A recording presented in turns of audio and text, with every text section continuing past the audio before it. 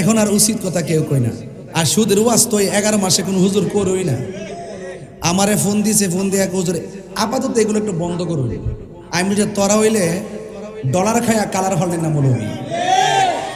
এই সুদ খাওয়া হারাম, এটা মোল্লার ফতোয়া না, এটা আল্লাহর ফতোয়া। এটা যদি ওয়াজ করতে যায় আর যদি দণ্ড হয় আর কোনো ধরনের ফাঁসি হয়, মনে করবা এটার ভিতরে কল্যাণ আছে। কথা বলেন ঠিক না বেঠে? তো এই কথাগুলো বলছি দেখে আমার ভাই কিন্তু বক্তব্যতে বইলা বলছে যে এত বড় ক্রাইসিস মুভমেন্টে যে দাপড়ের সাথে তিনি কথা বলেন, উনি শুকরিয়া আদায় করছেন। কেন জানেন? ওই ভিতরে তো সুন্নির বীজ আছে। কথা কন ঠিক না বেটে? ভিতরে তো মদিনাওয়ালার প্রেমের জজবা আছে। কথা কন ঠিক কিনা? আমরা সুন্নিরা কখনো যে দল করতে থাকে, এটা হলো পার্ট অফ পলিটিক্স, ঠিক না? এটা রাজনীতির অংশ। কিন্তু ইমান আকিদা এটা একটা ভিন্ন বিষয়। এই জায়গাটা একটা ভিন্ন বিষয়। এই বিষয়টা নিয়ে কেউ রাজনীতি করবেন না। কথা কন ঠিক না বেটে? এই জন্য আমাদের এই ভাইয়েরা বলে যে আমি যে কোনো দল করতে পারি।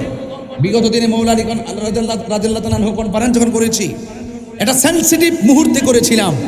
ওনারা এই লোকগুলো আমাকে বলছিল যে ইনশাল্লাহ করেন সুন্নিয়তের জন্য।